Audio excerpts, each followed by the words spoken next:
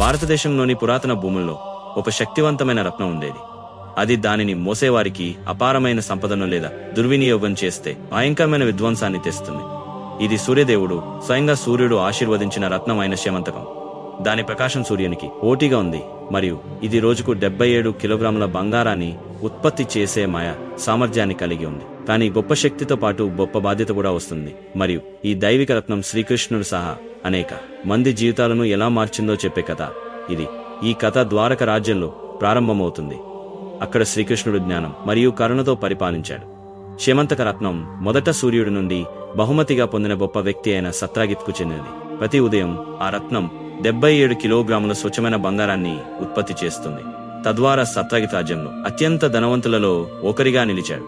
అయితే గర్వం అతని తీర్పును మస్కబాడడం ప్రారంభించింది. శ్రీకృష్ణుడు ఆ రత్నాన్ని కోరుకుంటున్నానని పుకార్లు వ్యాపించినప్పుడు సత్రాజిత్ అనుమానాస్పదంగా మరియు రక్షణాత్మకంగా మారాడు. అది తన దగ్గర సురక్షితంగా ఉంటుందని నమ్మి అతను ఆ విలువైన రత్నాన్ని తన సోదరుడు ప్రసేనేకు అప్పగించాడు. కాని విధికి వేరే ప్రణాళికలు ఉన్నాయి. ఒక దురదృష్టకరమైన రోజు ప్రసేనే తన మెడలో అద్భుతమైన రత్నాన్ని ధరించి అడవికి వేటకు వెళ్లాడు. గంటలు గడిచిన ప్రసేనే తిరిగి రాలేదు. చీకటి పడుతున్నదా శోధన బృందాలు అడవిలో అతని మృతదేహాన్ని కనుగొన్నాయి. విలువైన రత్నం జాడలేదు. ద్వారక అంతటా గుసగుసలు వ్యాపించాయి. ఆ రత్నాన్ని పొందేందుకు శ్రీకృష్ణుడు ప్రసేనే మరణానికి కుట్ర పన్నాడని కొందరు పేర్కొన్నారు. శ్రీకృష్ణుని ఖ్యాతి ప్రమాదంలో పడింది. సత్యాన్ని వెలికి తీసి తన పేరును తొలగించుకోవాలని నిశ్చయించుకున్న శ్రీకృష్ణుడు తన స్వంత దర్యాప్తును ప్రారంభించాడు. అడవిలో కాలిబాటలను అనుసరిస్తూ అతను ఊహించని దాన్ని కనుగొన్నాడు. ప్రసేన మరియు అతని గుర్రంపై ఒక శక్తివంతమైన సింహం దాడి చేసింది. కాని కథ అక్కడితో ముగియలేదు. సింహం కాలిబాటలు మరింత దిగ్భ్రాంతికరమైన విషయాన్ని వెల్లడించాయి. అవి లోతైన గుహ ప్రవేశ ద్వారం దగ్గర అదృశ్యమయ్యాయి. వాటి స్థానంలో ఎలుగు వంటి భారీ పాదాల ముద్రలు కనిపించాయి. ఆ గుహ లోపల రాముడితో కలిసి పోరాడిన శక్తివంతమైన ఎలుగుబంటి రాజు జాంబవంతుడు నివసించాడు. సింహం ప్రసేనను చంపడాన్ని జాంబవంతుడు చూశాడు మరియు ఆ తర్వాత సింహాన్ని చంపి రత్నాన్ని తన గుహకు తిరిగి తీసుకెళ్లాడు. విలువైన శ్యమంతకుడు ఇప్పుడు తన చిన్న కుమార్తెకు ఆట వస్తువుగా పనిచేశాడు. ఆ తరువాత 28 రోజుల పాటు జరిగిన ఒక పురాణ యుద్ధం జరిగింది. శ్రీకృష్ణుడు మరియు జాంబవంతుడు గుహ చీకటిలో పోరాడారు. వారి బలమైన ఘర్షణలు పర్వతం గుండా ప్రతిధ్వనించాయి. రోజులు గడిచే కొద్దీ జాంబవంతుడి అసాధారణమైన దాన్ని గ్రహించడం ప్రారంభించాడు. అతని ప్రత్యర్థి ఈ యొక్క అద్భుతమైన బలం మరియు దివ్య ప్రకాశం అతను అత్యంత భక్తితో సేవ చేసిన వ్యక్తిని గుర్తు చేసింది.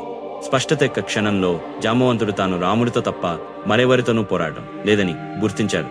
ఇప్పుడు శ్రీకృష్ణుడిగా పునర్జన్మ పొందాడు. వెంటనే అతను శ్రీకృష్ణుడి పాదాలపై పడి క్షమాపణ కోరాడు. అతను శ్యమంతక రత్నాన్ని తిరిగి ఇవ్వడమే కాకుండా తన కుమార్తె జాంబవతిని శ్రీకృష్ణుడికి వివాహం చేశాడు. కాని కథ ఇక్కడితో ముగియలేదు. శ్రీకృష్ణుడు ద్వారకకు తిరిగి వచ్చి తనపై వచ్చిన అన్ని ఆరోపణలను తొలగించుకున్నాడు. అయితే ఆ శక్తివంతమైన రత్నాన్ని తన వద్ద ఉంచుకోవడానికి బదులుగా అతను ఊహించని పనిచేశాడు. దాన్ని సత్రాజిత్తుకు తిరిగి ఇచ్చాడు. ఈ గొప్ప చర్య సత్రాజిత్తును సిగ్గు మరియు పశ్చాత్తాపంతో నింపింది. తన మార్గాల తప్పును మరియు శ్రీకృష్ణుని నిజమైన గొప్పతనాన్ని గ్రహించిన సత్రాజిత్తు ప్రాయశ్చితంగా ఆ రత్నాన్ని మాత్రమే కాకుండా తన కుమార్తె సత్యభామను కూడా శ్రీకృష్ణుడికి ఇచ్చి వివాహం చేశాడు. అయితే శ్యమంతక రత్నం యొక్క గాథ ఇంకా ముగియలేదు. ఆ రత్నాన్ని ఆశించిన తన సొంత మిత్రులే తరువాత సత్రాజిత్తును హత్య చేశారు. ఆ రత్నం అనేక చేతుల గుండా వెళ్ళింది. అది ఎక్కడికి వెళ్ళినా విధ్వంసం మరియు వివాదానికి దారితీసింది. దాని శక్తి సాధారణ మానవులు కలిగి ఉండటానికి చాలా గొప్పదని నిరూపించింది. చివరికి అది శ్రీకృష్ణుడి వద్దకు తిరిగి వచ్చింది. చివరికి ఆయన మరింత రక్తపాతాన్ని నివారించడానికి దాని సంరక్షకత్వాన్ని అంగీకరించాడు.